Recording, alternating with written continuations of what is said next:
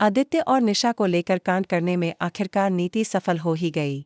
एक साधारण सी दिखने वाली लड़की, जिसकी मासूम आंखों के पीछे शातिर चालें और माइंड गेम्स की दुनिया छिपी थी, उसने सबको मोहरों की तरह इस्तेमाल किया। उसकी एक योजना ने न सिर्फ आदित्य और प्रीत की दुनिया हिला दी, बल्कि पूरे पोद्दार खानदान की जड़ें हिलाकर रख दीं। नीति की चालें किसी फिल्मी विलेन से कम नहीं थीं। उसकी मीठी सी मुस्कान, जो सच्चाई का भ्रम देती थी, असल में एक जहर थी। उसने सबको अपनी बातों के जाल में इस तरह फंसाया कि किसी को शक तक नहीं हुआ कि यह सब एक साजिश है। सबसे पहले उसने निशा को अपने साथ मिलाया। निशा एक सीधी सादी लड़की थी, जो अपनी बीमार बहन के इलाज के लिए कुछ भी करने को तैयार थी। नीति ने उसे अपने जाल में फंसाया और वादा किया कि अगर वह उसका साथ देगी तो उसकी बहन के इलाज के सारे खर्चे वही उठाएगी। और फिर शुरू हुआ खेल। नीति ने आदित्य की दादी सुषमा को भी निशाना बनाया। एक दिन अचानक दादी के पास जाकर उसने बेहद मासूमियत से कहा, दादी, मैंने एक सपना देखा जिसमें भगवान शिव और मां पार्वती आए और उन्होंने कहा कि आदित्य और निशा की जोड़ी स्वर्ग में बनी है। दादी सुषमा, जो हमेशा से आध्यात्म में विश्वास रखने वाली भावुक महिला थीं, नीति की बातों में बह गईं। उन्हें लगा कि यह स्वर्गीय इशारा है, और उन्होंने बिना देरी किए आदित्य और निशा के रिश्ते को हरी झंडी दे दी। उधर प्रीत इस सबसे बेखबर थी। वह और आदित्य एक दूसरे के करीब आ रहे थे। उन दोनों की नोकझोंक अब प्यार में बदल रही थी। लेकिन एक ही झटके में सब कुछ बदल गया। पार्टी में जब आदित्य और निशा की सगाई की घोषणा हुई, तो प्रीत जैसे पत्थर की मूरत बन गई। उसने मुस्कुराने की कोशिश की, लेकिन उसकी आंखों से बहते आंसू सब कह रहे थे। वो सब कुछ समझ नहीं पा रही थी। उसका दिल टुकड़ों में टूट गया था। और तभी एक और धमाका हुआ।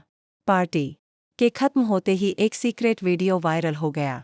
वीडियो में साफ दिखाई दे रहा था कि नीति और निशा कैसे मीडिया को बुलाकर इस झूठे रिश्ते को सच साबित करने का नाटक कर रही थीं। और सबसे बड़ा खुलासा ये था, नीति ने खुद कैमरे के सामने कहा, मुझे आदित्य नहीं चाहिए, मुझे सिर्फ प्रीत को तोड़ना है। यह सुनकर पूरे पोद्दार परिवार के पैरों तले जमीन खिसक गई। दादी सुषमा को ऐसा झटका लगा कि वे रोने लगी और खुद को कोसने लगी कि कैसे उन्होंने एक सपने के भरोसे इतना बड़ा फैसला कर लिया। प्रीत, जो अब तक खामोश थी, पूरे परिवार के सामने खड़ी हो गई और बोल पड़ी, मैंने कभी किसी का रिश्ता नहीं तोड़ा, लेकिन अब जब सच सामने है तो चुप रहना पाप होगा। इसी बीच आदित्य भी चुप न रहा। वो गरज पड़ा, मैंने कभी निशा को उस नज़र से नहीं देखा। मैं सिर्फ प्रीत को चाहता हूँ, और शादी करूँगा तो सिर्फ उसी से। निशा, जो अब तक सदमे में थी, अचानक फूट फूट कर रोने लगी और कहने लगी, मैं तो सिर्फ एक मोहरा थी नीति के खेल में। मेरी बहन की जान बचाने के लिए मैंने ये सब किया। पर कहानी यहीं नहीं रुकी। जैसे ही घरवालों ने फैसला लिया कि नीति को घर से निकाल दिया जाए, एक और बम फटा।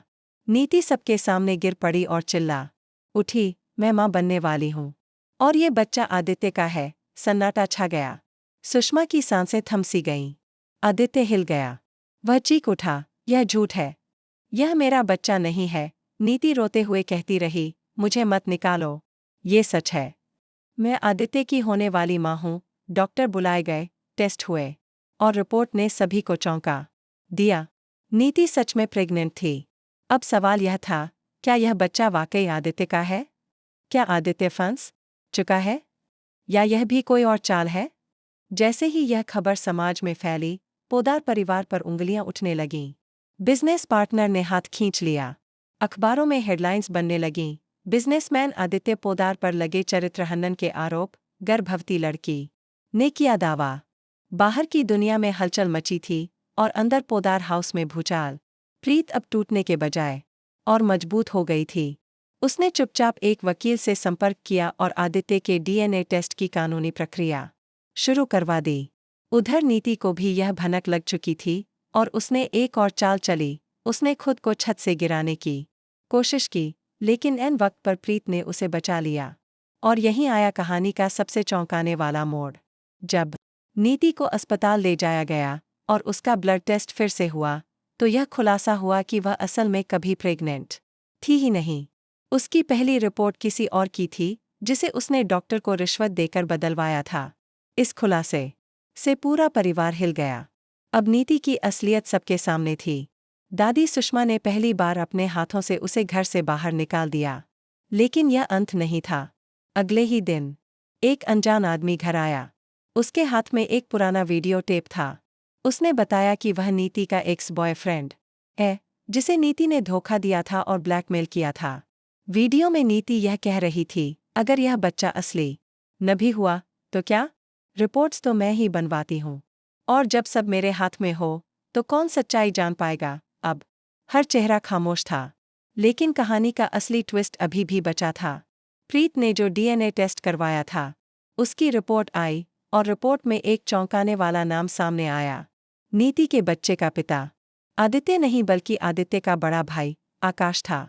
आकाश, जो हमेशा परिवार से दूर रहा, जो सिर्फ बिजनेस संभालता था। उसने एक रात शराब के नशे में नीति के साथ कुछ ऐसा कर दिया था जिसे वह खुद भूल चुका था। अब सच्चाई का सामना आकाश को करना था। वह सामने आया और सबके सामने सिर झुकाकर बोला, मैंने गलती की, पर मैंने नहीं सोचा था कि यह इतनी बड़ी साजिश में बदल जाएगी। आदित्य को जब ये पता चला तो वह टूट गया, पर प्रीत उसके साथ खड़ी रही। और अंत में सब झंझावातों को पार करते हुए आदित्य ने प्रीत का हाथ थामा और कहा, अब और कोई नीति, कोई झूठ, कोई साजिश हमारे बीच नहीं आएगी। शादी का मंडप सजा, लेकिन कहानी ने एक और झटका दिया।